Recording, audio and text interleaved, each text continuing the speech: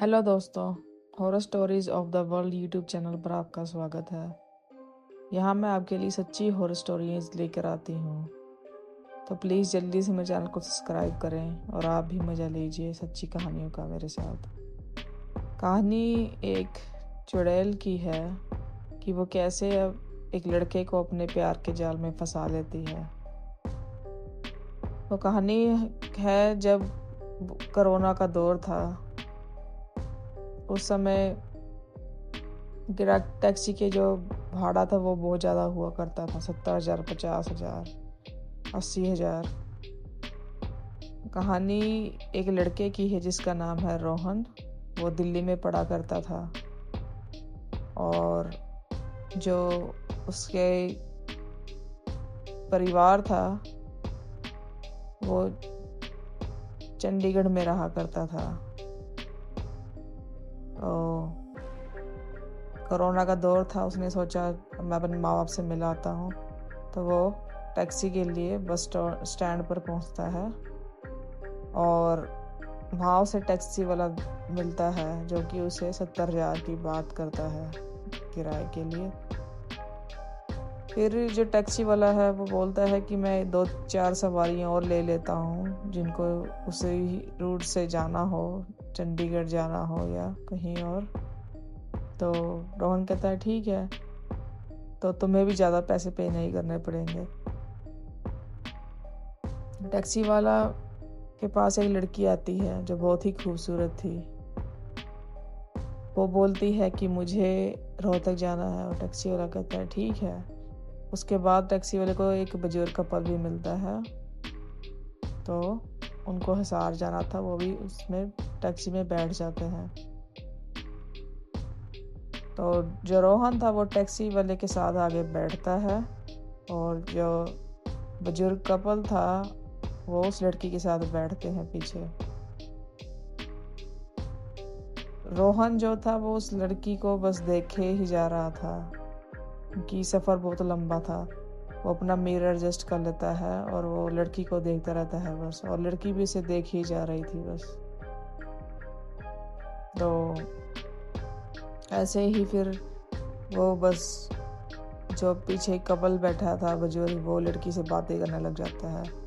तो रोहन को पता लगता है कि उस लड़की का नाम जो है उसका नाम काजल है और वो जो है रोहतक जा रही है। और रोहन उससे काफ़ी ज़्यादा घूर रहा था और उससे बातें करना चाहता था, उसके बारे में जानना चाहता था, पर वो कपल बैठा था पीछे, टैक्सी ड्राइवर भी था, तो वो उससे कुछ नहीं पूछ पा रहा था। खैर टैक्सी ड्राइवर तो बस अपने ड्राइविंग में ही गुम था।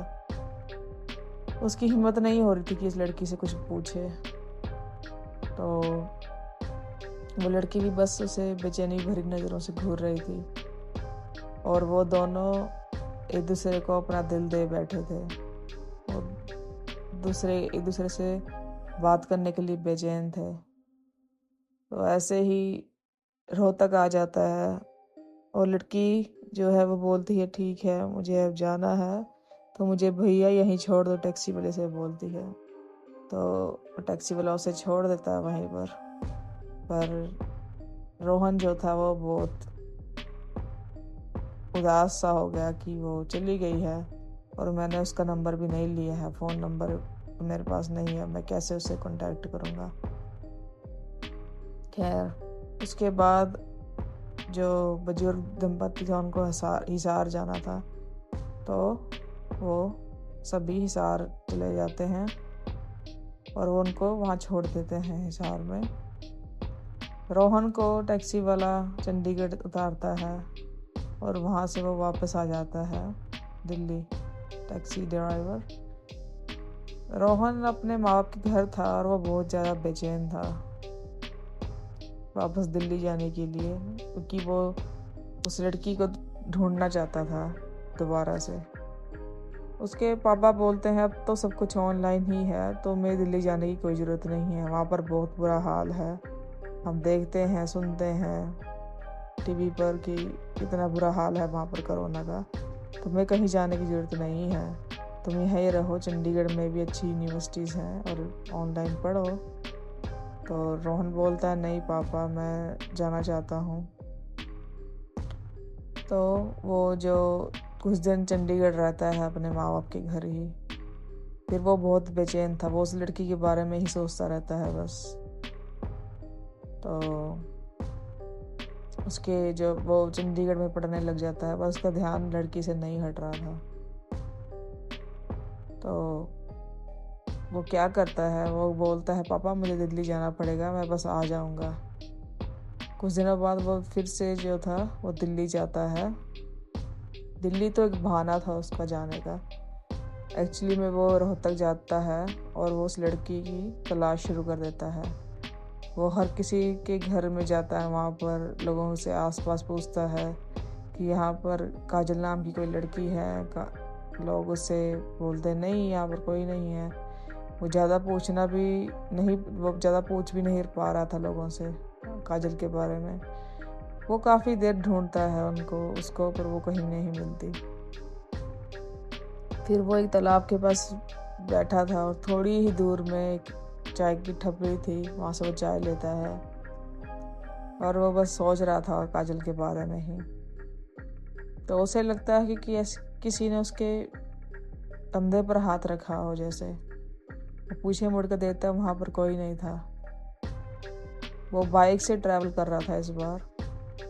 तो जैसे वो बाइक स्टार्ट करता है और चलाता है, उसे ऐसा लगता है कि कोई इसकी बाइक पर बैठा है। उसको फिर से पीछे मुड़ कर देखता है तो वहाँ पर कोई नहीं था।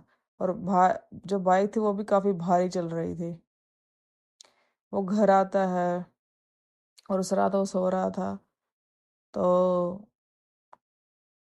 उसे ऐसा लगता है कि जैसे कोई इसके सिरहाने आके बैठा हो। वो डर जाता है और वो अपने पापा को बोलता है कि पापा मुझे ऐसा लग रहा है। उसके पापा बोलते तुम्हारा वहम है। वो बोलता है मैं क्या आपके पास सो जाऊं। तो उस रात वो अपने पापा के साथ सोता है। फिर वो ऐसे ही बस उसके ख्यालों में वही लड़की थी जो काजल थी। फिर वो एक बॉयज़ हॉस्टल में एडमिशन लेता है।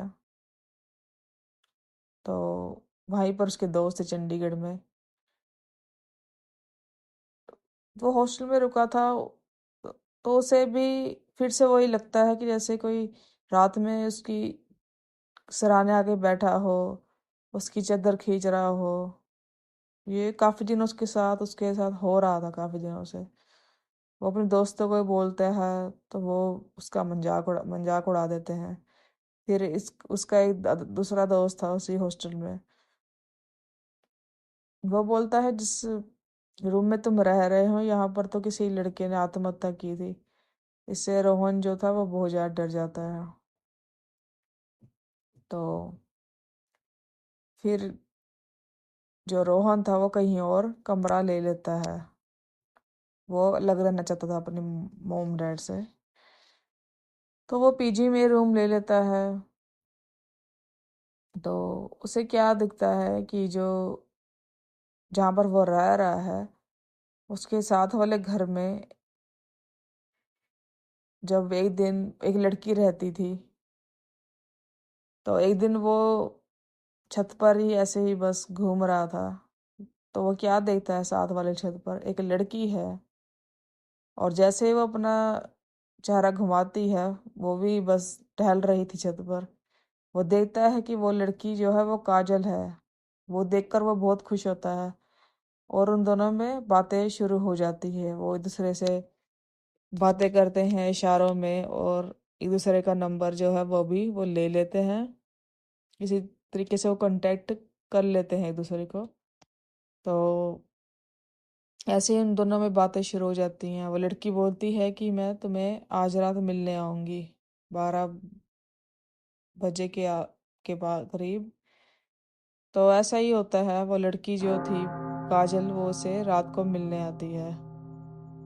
जो रोहन था उसका बेसब्री से इंतजार कर रहा था। वो दरवाज़ा खोलता है और लड़की दरवाज़ा बंद कर देती है। और वो काफ़ी सारी बातें करते हैं और एक दूसरे के गले मिलते हैं। तो जब वो गले मिलते हैं वो बहुत ही बेचैन थे एक दूसरे की बाहों में आने के लिए, और उनसे जो था वो रहा नहीं जा रहा था। तो एक दूसरे से वो लिपट जाते हैं और जरा भी वो देर नहीं लगाते अपने कपड़े उतारने में, और वो आगे की प्रक्रिया जो थी वो शुरू करते हैं।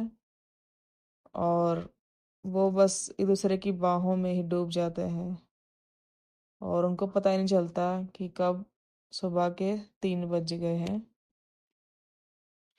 जो काजल थी उसके बाद वो कहती है मुझे घर जाना है, तो वो घर चली आती है। ऐसे ही दोनों की नज़दीकियां जो थी वो बढ़ती जा रही थी। वो हर रात ऐसे ही आती और दोनों शारीरिक संबंध बनाते एक दूसरे के साथ, संभोग करते। और कुछ दिनों बाद, 20-25 दिन बाद, जो रोहन के पापा थे उन्होंने बोला तुम्हें बेटा घर आना चाहिए, हम तुम्हें मिले नहीं है काफ़ी काफ़ी दिनों से। तो यहाँ पर जो रोहन था वो काजल से हर दिन मिलता था और शारीरिक संबंध बनाते थे एक दूसरे के साथ, और उसको बहुत अच्छा लगता था। वो काजल को बोलता है मैं कुछ दिनों के लिए अपने घर जा रहा हूँ मम्मी पापा से मिलने, तो मैं आ जाऊँगा। काजल बोलती है नहीं तुम नहीं जा सकते, मैं नहीं रह सकती तुम्हारे बिना एक रात भी। वो बोलता है बस 2-3 दिन की बात, मैं बस आ जाऊँगा। तो वो बोलती है ठीक है आ जाना, पर मैं तुम्हें बहुत ज़्यादा याद करूँगी। रोहन बोलता है हाँ कोई बात नहीं मैं आ जाऊँगा। तो वो जो रोहन था वो अपने घर चला जाता है।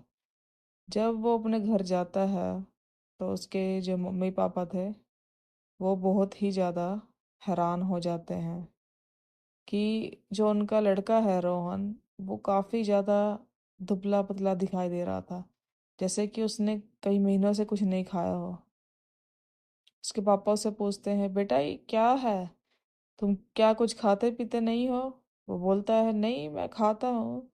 बोलते तुम तो इतने कमजोर नजर आ रहे हो, ये क्या सब क्या चल रहा है? वो बोलता है मुझे नहीं पता। वो बोल उसके तो उसके जो पापा थे उसको उनको थोड़ा शक हो जाता है कि ये कुछ और ही लग रहा है मुझे। फिर उस रात जो रोहन था वो अपने घर सो रहा था, अपने माँ बाप के घर।